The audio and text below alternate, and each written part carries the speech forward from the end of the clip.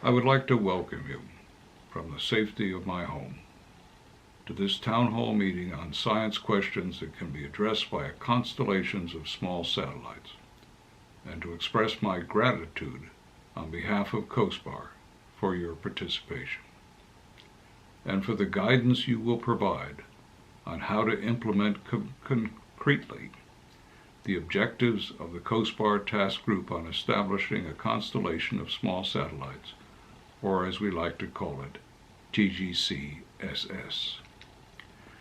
Several events led to the establishment of the task group.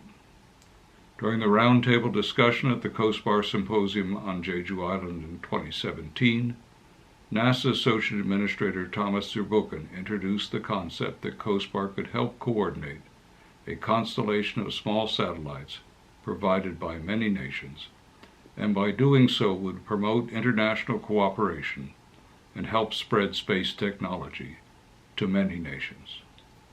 The COSPAR Roadmap on Small Satellites for Space Science, published in 2019, explicitly called for COSPAR to help coordinate a constellation of small satellites. The strategic seminar, held in December of 2018, to chart COSPAR's future, recommended the establishment of the task group, and the TGCSS was highlighted in the Strategic Action Plan that COSPAR adopted in March of 2019. The task group and your participation in its activities is thus of considerable importance to COSPAR. Moreover, it is my belief that the importance of a constellation of small satellites, with satellites contributed by many nations, transcends the usual COSPAR mission of promoting international cooperation and spreading space technology to many nations. It is, in fact, an effort that can contribute to world peace. Indeed, we live in a time of increased militarization of space. It's the dark side of our growing dependence on satellites. If there was ever a major conflict, or even a threat of a conflict, between nations that depend for their survival or their capability to wage war on their satellites in orbit, then these satellites would be the first to be attacked. Thus, as more nations have access to and capabilities in space, militarization of space is underway.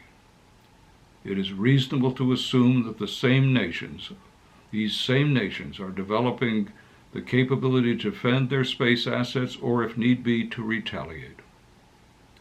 And there's no treaty to prevent this.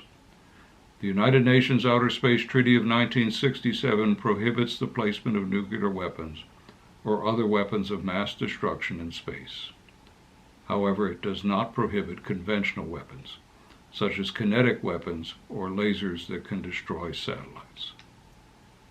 One way to help avoid conflict and confrontation in space is to have programs such as the Constellation of Small Satellites, in which all spacefaring nations, big and small, contribute, thereby collectively claiming space as a global commons, a resource not owned by one nation but crucial to the future of all humankind, a global commons in which every nation with relevant capabilities can conduct space research, all for peaceful purposes, a global commons where cooperation is encouraged, competition is discouraged, and conflicts are forbidden.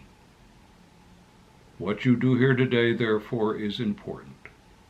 The constellations of small satellites that you're helping to develop will promote the concept that all spacefaring nations have a vested interest in maintaining space as a peaceful domain. I wish you success in this important work.